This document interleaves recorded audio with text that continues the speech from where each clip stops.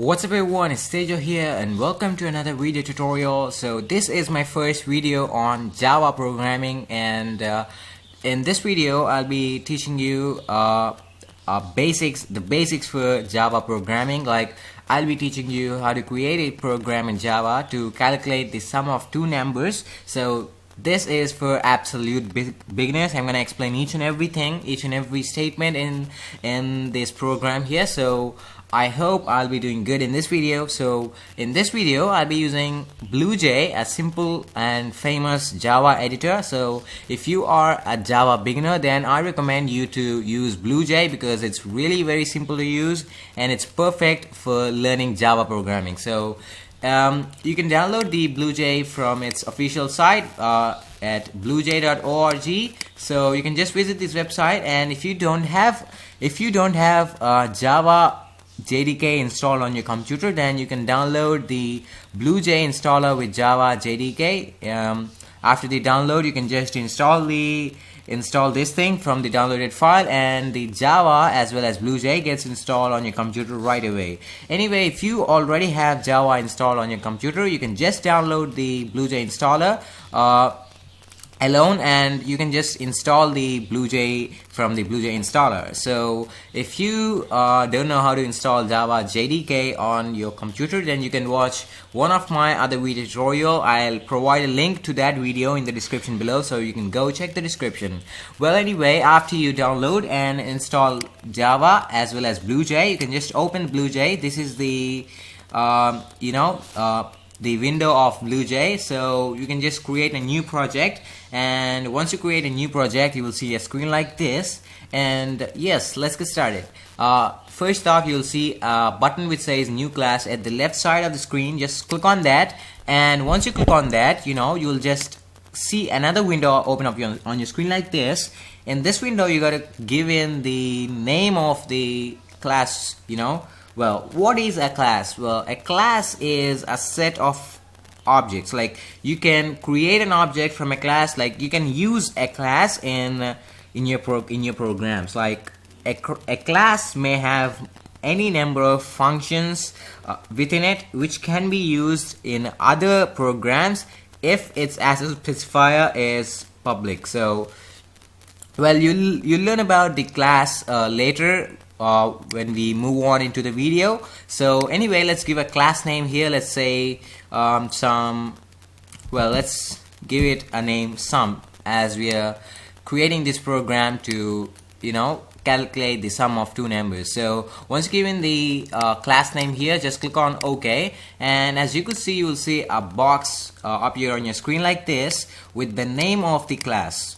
So you gotta open that, you gotta double click on that, and you will see a window like this. This is where you got to write the program. So this is actually the sample code. You can just hold Ctrl A on your keyboard, and you can just delete the whole of this sample code.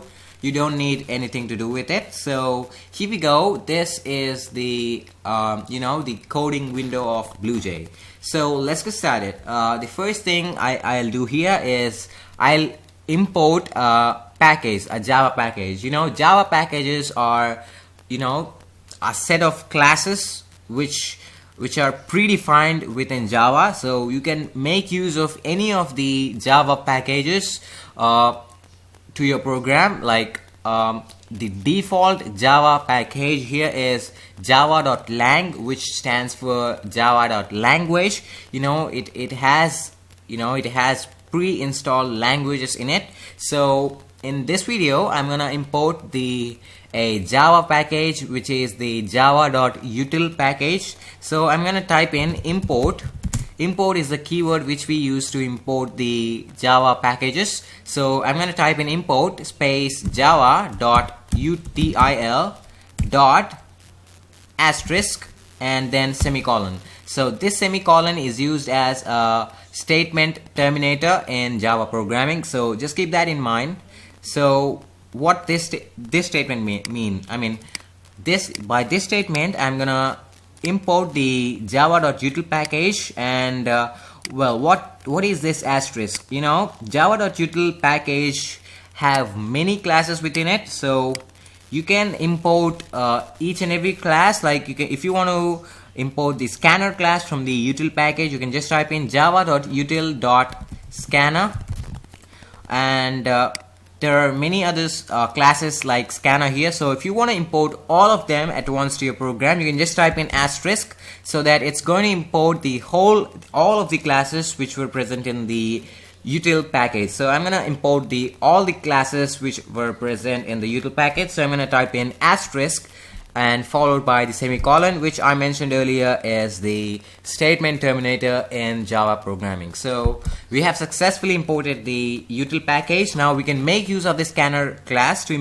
input the values from the user in any data type, like integer or floating numbers or string, like that, character, blah blah blah. So once you do that, you can just go to the next line, and you need not go to the next line even. So to make the program neat, I'm gonna go to the next line, and I'm gonna type in class. Class is also a keyword, a Java keyword, which is used to create a class, create a new class. So I'm gonna create a new class, and as I told you, I have given the class name as sum earlier. So I'm gonna give the same class name here. I'm gonna say class sum, and you can also give the as a specifier to this class. Like you can give public if you want the class to be public, like if you want other classes to make use of this class, make use of the functions which were present in this class. So by default, the as a specifier is public, so you need not mention public there, because by default Java is going to make this class public if you don't mention any as a specifier at the beginning of the statement. So we have successfully created a class named sum here, and then I'm gonna go to the next line, and I'm gonna keep a open flower brace. This open flower brace is like opening of the code snippet for the class. So anyway, just type in the open flower brace, and then let's go to the next line. And now this is the place where we want to install, declare a method. So to do that, you can just type in public. As I told you, public is the as a specifier, and followed by static and void, and followed by the method name. You can give whatever you want here, like let me give it Teja, my name, followed by the open and closed brackets. So public is the as a specifier here, and static is a keyword which makes which makes the method Teja as a global function, so that this method can be used in the other parts of this program. So we can actually make use of the logic we given here in the other parts of the program. So and followed by void. Void is also a keyword which doesn't return any data type value. So if you don't want to return any value for this method in any of the data types, like the integer or floating or string, character, like that, you can just specify void so that it doesn't return any data type. So followed by the Teja. As I told you, Teja is the name of the method. You can give whatever you want, like I can give it here TechRaj or whatever. So I'll be keeping it as Teja, however. So here we have successfully created a new method named Teja, which is void data type, and which is static variable, and which is public to other classes as well. So after this, you gotta go to the next line, or you can even remain at the same line, and then type in flower brace. So this is another code snippet. I'm gonna start another code snippet for this method Teja, and I'm gonna go to the next line, and here is where you got to do the actual coding to calculate the sum of two numbers. So as I told you, I have imported the util package to my program here. So in the util package, I'm gonna make use of the scanner class, which is used to import the values from the user. So I'm gonna declare an object for the class scanner. So to do that, you got to type in the name of the class. Well, scanner is, as I told you before, is a predefined class within Java, and it is defined within the util package. So I'm going to type in the class name, that is scanner is the class name, and be aware that Java is a case sensitive language, so you got to follow the case sensitivity and stuff. So after you type in the class name, that is scanner, just give a space and you can type in here the name of the object. Once again, you can type anything you want, like in this case I'm typing scanner, and I'm gonna give the name of the object as in, so is equal to new. So this new is the keyword which is used to create a new object of a class. So typing new and followed by once again scanner, that is the class, and open and close brackets. So within this open and close brackets, you got to type in system.in, because we want to input the values from the user. So this is how you can create a new object. So with this statement, I created a new object named in from the class scanner, and to do that I'm making use of the Java keyword new and the predefined class scanner, which is defined in the util package. So don't forget the semicolon at the end. As I've told you before, this is a statement terminator, but don't use the semicolon after this class, after declaring the class or the method, because if you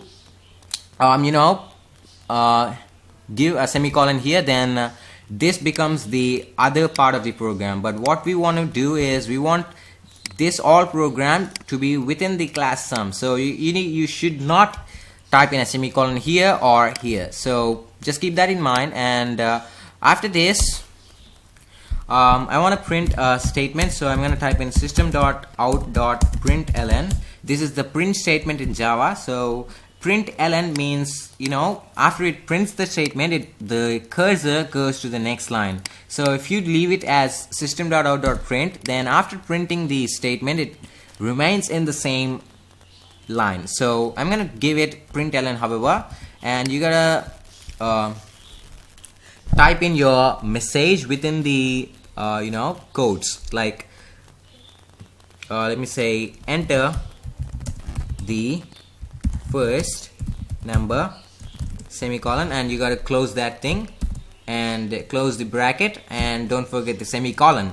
And once you do that, once this this output statement is visible on the screen, the user is going to enter the first number of the of which he want to calculate the sum. So we got to input that value from the user. So I'm going to declare a variable a, int a, and this is how you declare variables in Java. You should just specify the data type followed by the name of the variable you want to give. So in this case I'm going to give it a, and after that I'm going to go to the next line and I'm going to say a equal to in, which is the object name, dot next int followed by open and closed brackets. Now what is this? As you know, in is the object name for the class scanner, and next int followed by open and closed brackets is the function which is defined in the scanner class, which is used to input the integer value. So this dot next int is going to input the integer values, that is not the fractional numbers but the integer numbers. So we are actually inputting the integer values entered by the user.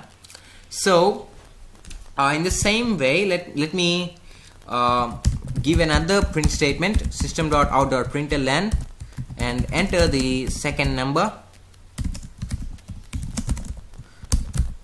and and let me declare another variable of integer data type. Let's say the variable as b. So I declared another variable int b, and let's go to the next line and let's input the second number from the user. So let's say b equal to the same thing, int in dot next int.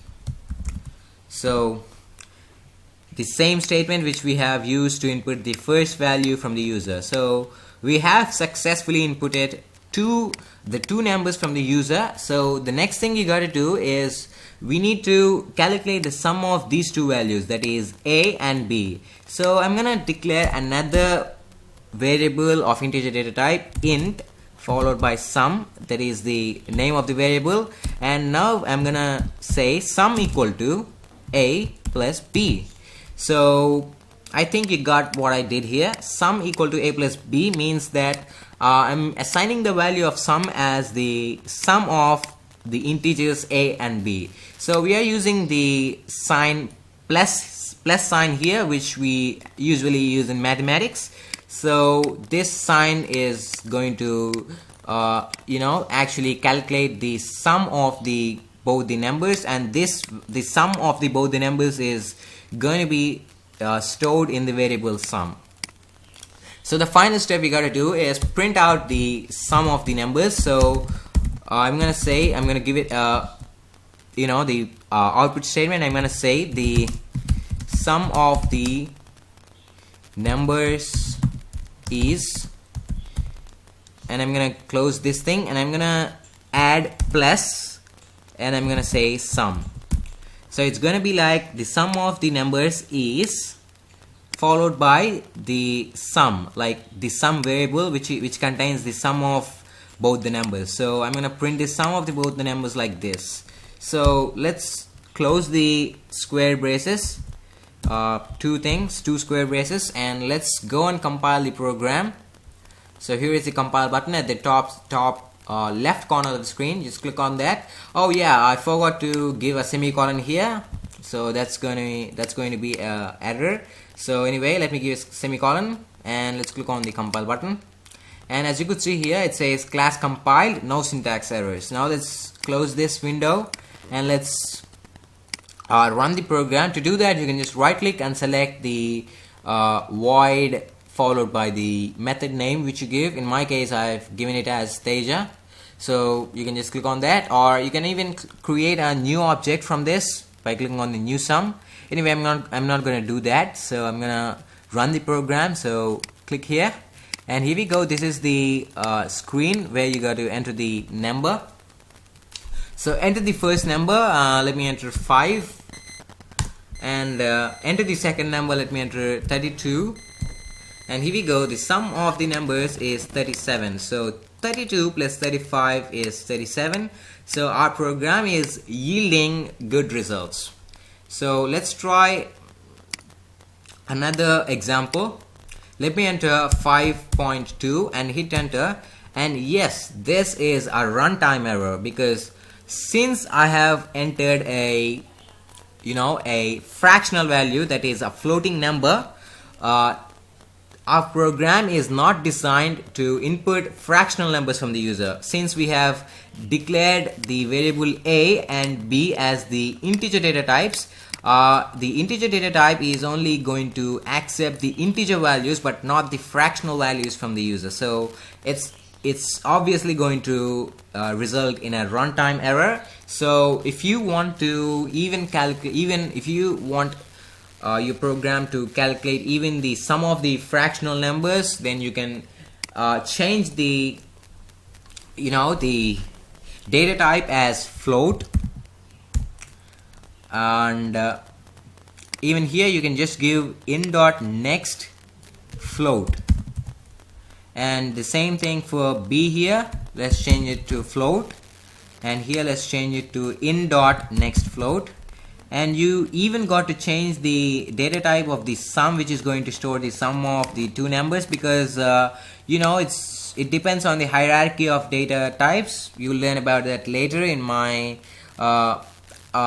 next video tutorials, I suppose. So just change the data type to float, and yes, everything is fine now. Let's compile the program and let's close it.